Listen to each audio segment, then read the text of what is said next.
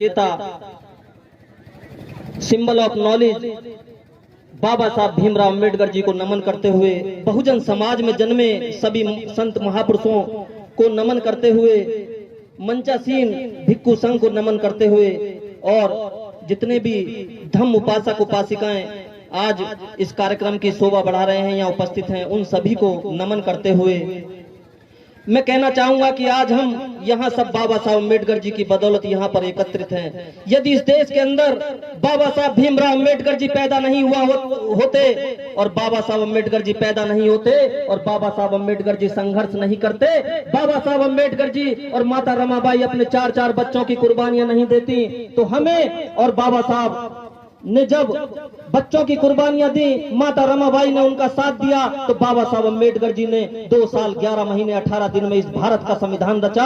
और भारत के संविधान में दबे कुचले शोषित पीड़ित जिनको आजादी से पहले बोलने का हक नहीं था, कुछ अपने कहने का हक नहीं था, पढ़ने लिखने का अधिकार नहीं था, उनको सम्मान मिला। उस संविधान में आरक्षण की व्यवस्था बाबा साहब अम्बेडकर जी ने की, क्योंकि जब देश आजाद हुआ था उस समय रियासतें इस देश में थी, इस देश में राजा महाराजाओं का राज हुआ करता था। तो बाबा साहब ने उनके बराबर में आने के लिए बाबा साहब ने कहा कि सबको समान अधिकार होने चाहिए। समान अधिकार के लिए बाबा साहब ने भारत के संविधान में आरक्षण की व्यवस्था दी और आरक्षण की व्यवस्था दे करके बाबा साहब अम्बेडकर जी ने हमको डीएम, पीएम, सीएम और वकील, डॉक्टर, इंजीनियर बनने का अधिकार दिया। और बाबा साहब ने कहा था कि जब मेरे समाज के लोग आप पढ़ लिख कर आगे बढ़ो तो अपने समाज के बच्चों को पढ़ाना, शिक्षा देना, अपने बच्चों को शिक्षा देना। और शिक्षा, क्योंकि अभी मुझसे पहले कहा कि शिक्षा वो शेरनी का दूध है, जो इसे पिएगा वो दहाड़ेगा, ये सच्चाई है। लेकिन शिक्षा का इस्तेमाल सही हो, शिक्षा से अपने समाज को आगे बढ़ाने का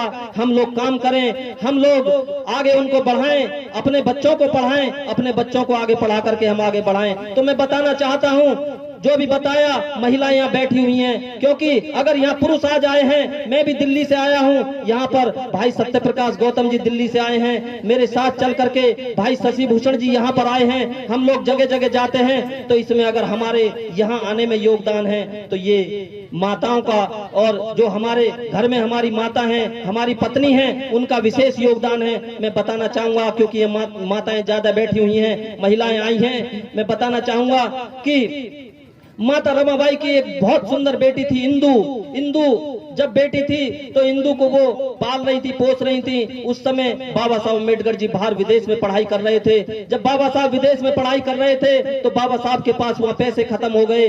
बाबा साहब ने अपनी पत्नी को एक पत्र लिखा और उसमें लिखा, रमाई, मेरे पास पैसे खत्म हो गए हैं, मेरे पास मैं यहाँ ज्यादा लोगों को जानता नहीं हूँ, पहचानता नहीं हूँ, मुझे पढ़ाई में पैसे की जरूरत है, मैं यहाँ पर पानी में ब्रेड भिगो कर मैं यहाँ पर खा रहा हूँ, मुझे पैसे की जरूरत है। उस समय माता रमाबाई की बेटी बीमार थी, माता रमाबाई के पास पैसे थे, वो गलियों से जो कंडे, गोबर उठा कर उनके कंडे पात के उपला बेच करके गुजारा कर रही थी, कुछ पैसे उन्होंने जोड़े थे। माता रमाबाई ने सोचा कि मैं अपनी बेटी का इलाज कराऊं या बाबा साहब को पढ़ने के लिए पैसे भेजूं।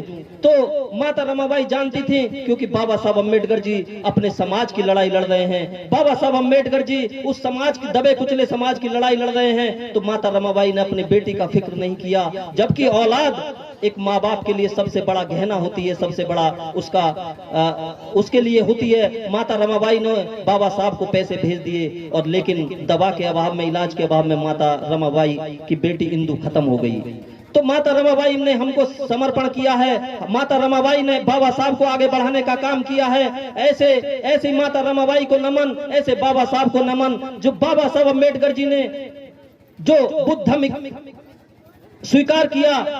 क्योंकि आज बुद्ध धर्म की हम यहाँ बात कर रहे हैं, सारू मारू स्तूप की बात कर रहे हैं। बाबा साहब अम्बेडकर जी ने 1935 में कहा था कि बौद्ध धर्म में मैं पैदा होना मेरे बस की बात नहीं थी, लेकिन मैं हिंदू धर्म में पैदा होना मेरे बस की बात नहीं थी, लेकिन मैं हिंदू धर्म में ना मर सकूं, ये मेरे बस की बात है। बाबा साहब ने 20 से 21 साल सभी धर्मों का, चाहे ईसाई धर्म हो, सिख धर्म हो, हिंदू धर्म हो, सभी का उन्होंने अध्ययन किया। और बाबा साहब ने 14 अक्टूबर 1956 को बौद्ध धर्म ग्रहण किया। बौद्ध धर्म बाबा साहब ने इसलिए ग्रहण किया क्योंकि बाबा साहब ने ये पढ़ करके, लिख करके और काफी गहन अध्ययन के बाद ये जाना कि अगर यहाँ का कोई, भारत का कोई धम्म है, यहाँ का कोई जमीन से कहीं भी खोदते हैं तो बुद्ध धम्म निकलते हैं, यहाँ का जो धम्म है वो बौद्ध धम्म है। इसलिए पूरे भारत के अंदर, चाहे यहाँ पर मैं सीरपुर भी गया हूं, छत्तीसगढ़ में बौद्ध गया हो या यहाँ पर सारू मारू हो, पूरे देश के अंदर बुद्ध धम्म के स्थान निकलते हैं। तो बाबा साहब को नमन। बाबा साहब चाहते तो इस देश में मुसलमान बन सकते थे, बाबा साहब चाहते थे वो सिख और ईसाई बन सकते थे, लेकिन बाबा साहब ने हमको वो धम्म दिया जो पूरे देश में सम्मान के लायक है। पूरे देश में सम्मान होता है, देश के अलावा पूरे विश्व के अंदर सबसे ज्यादा बौद्ध धम्म के अनुयायी हैं। इसलिए बाबा साहब को नमन। बाबा साहब ने हमको ये धम्म दिया। और मैं ये बात और कहते हुए कि बाबा साहब का बेटा राजरतन, जिसको बाबा साहब बहुत प्यार करते थे, और बाबा साहब कहा करते थे कि रमा देखना तो चिंता मत करना, एक दिन हमारा बेटा राजरतन बड़ा होकर के इस देश पे राज करेगा। और बाबा साहब ये कहते थे, और बाबा साहब लगातार समाज के लिए मेहनत कर रहे थे। बाबा साहब उस समय वकालत किया करते थे। जब बाबा साहब वकालत कर रहे थे तो बाबा साहब को सूचना एक व्यक्ति ने जाकर की थी कि बाबा साहब जल्दी से चलिए, आपका बेटा राजरतन बहुत बीमार है। तो बाबा साहब ने जैसे ही राजरतन को अपनी गोदी में लिया तो बाबा साहब की गोदी में राजरतन ने दम तोड़ दिया। उस समय रमाबाई बहुत दुखी हुई। रमाबाई ने कहा कि साहब आप तो कहा करते थे कि राजरतन इस देश पे बड़ा होकर के राज करेगा। तो माता उस समय बाबा साहब ने रमा से कहा कि रमा तू चिंता मत कर कि मैं इस देश में ऐसा काम करके जाऊंगा जो कोई भी बेटा या बेटी अपनी माँ की कोख से पैदा होगी वो इस देश पे राज करेगा या राज करेगी।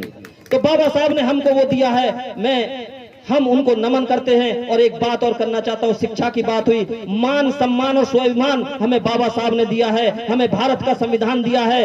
भारत के संविधान पे अगर आंच आए तो हमें तैयार रहना है, क्योंकि जब तक इस देश का, भारत का संविधान जीवित है तब तक आप और हम जीवित हैं। और जब जिस दिन भी इस देश का संविधान बदल गया उस दिन हमारी कोई भी पहचान नहीं होगी, कोई भी हमारा सम्मान नहीं होगा। मान सम्मान की लड़ाई के लिए मैं एक बात कहना चाहता हूँ, जितने लोग बैठे हैं, अगर हमें मान सम्मान मिला है तो आरक्षण की वजह से, नौकरियों की वजह से मिला है। नौकरियों से हमने कोठियां बनाई हैं, नौकरियों से हमने एसी की गाड़ियों में चलना सीखा है। जितनी भी गाड़ियां यहाँ खड़ी हैं ये सब बाबा साहब अम्बेडकर जी की बदौलत आपने प्राप्त की है। यदि मैं दिल्ली से रेलवे में बैठ करके आया हूं तो ये बाबा साहब अम्बेडकर की बदौलत है। यदि मैं वकालत करता हूं तो डिग्री बाबा साहब की बदौलत है। तो मैं कहना चाहता हूं, क्योंकि हम 500 बीघे के या 50 बीघे के 100 बीघे के काश्तकार नहीं है। हमारी किसी मार्केट में सोने चांदी की दुकान नहीं है, हमारी कोई फैक्ट्री नहीं है, हमारी कोई कंपनियां नहीं है। यदि हमारे पास है तो सिर्फ शिक्षा है। हम शिक्षा को आगे बढ़ाने का काम करें, मान सम्मान से जीने का काम करें। यदि कोई हमारी तरफ उंगली उठाए तो हम कानून से पहले बात करें, हम चौकी जाएं, थाने जाएं। यदि कोई हमें जरूरत पड़े, हमारी पुलिस नहीं सुनती है, यदि हमारा लगता है कि राजनीतिक दूसरे पक्ष पे प्रभाव है तो हमें आंदोलन भी करना पड़े तो हम आंदोलन भी करें, हम सड़कों पे भी जाएं। हमारे भाई सत्य प्रकाश जी बैठे हैं, हम ये दिल्ली से जो भी मदद होती है लोगों की, जो समाज के लोग हैं उनकी निःशुल्क मदद करते हैं। ऐसा नहीं है कि हम वकील हैं, हम पे भी मुकदमे नहीं लिखे गए, हम पे भी मुकदमे लिखे गए हैं। 3-3, 4-4 मुकदमे हम पे भी चल रहे हैं। लेकिन हम जहां समाज की बात आएगी, समाज के मान सम्मान की बात आएगी, समाज के बहन बेटियों के सम्मान की बात आएगी तो हम सड़कों पे भी आंदोलन करेंगे, हम जेल भरो आंदोलन भी करेंगे, लेकिन हम अपने मान सम्मान को नहीं मिटने देंगे। तो मैं 2 लाइन कहते हुए अपनी बात समाप्त करता हूं कि मैं मर जाऊं तो बस मेरी इतनी पहचान लिख देना, मैं मर जाऊं तो बस मेरी इतनी पहचान लिख देना, खून से मेरे माथे पर जय भीम लिख देना। अगर कोई पूछे जन्नत के बारे में तो एक कागज के टुकड़े पर भारत का संविधान लिख देना, भारत का संविधान लिख देना। नमो बुद्धाय, जय भीम, जय भारत, जय संविधान, जय काशी।